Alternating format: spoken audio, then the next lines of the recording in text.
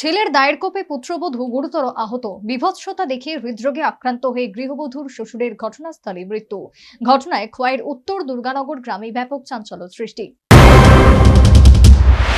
সালিশি সভার পরক্ষণে স্বামীর দায়ের কোপে রক্তাক্ত হল স্ত্রী।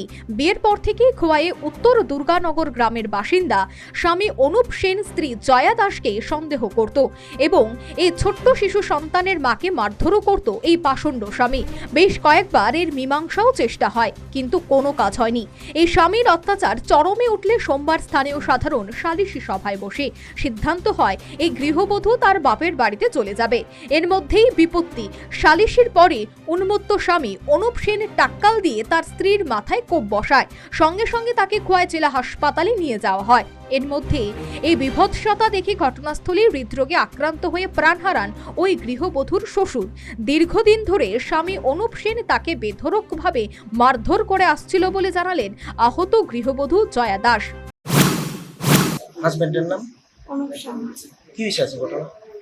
ঘটনা আজকে অনেকদিন ধরে মারামারি করে, তো আজকে 5 জন বইছিল দেশে এসে ওর লিগে, আজকে শেষ হয়েছে। আমাদের বাড়িতে যামুগা তার লিগে মানে মারামারি করছে, টাকাও তো আমার খুব মারছে। আচ্ছা, কে কে আসছিল?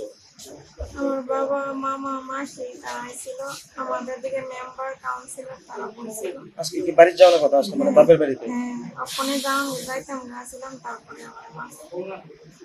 মানে কি কারণে মারধর করতে প্রায় সময়?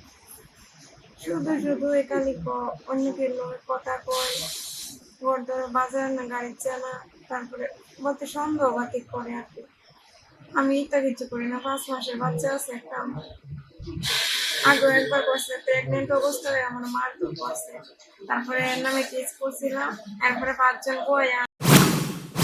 গুরুতর আহত গৃহবধূ জয়া দাসকে পরবর্তীতে খোয়াই জেলা হাসপাতাল থেকে জিবি হাসপাতালে রেফার করা হয়। পুলিশ অভিযুক্ত স্বামী অনুপ সেনকে গ্রেফতার করেছে। Bureau report, news vanguard.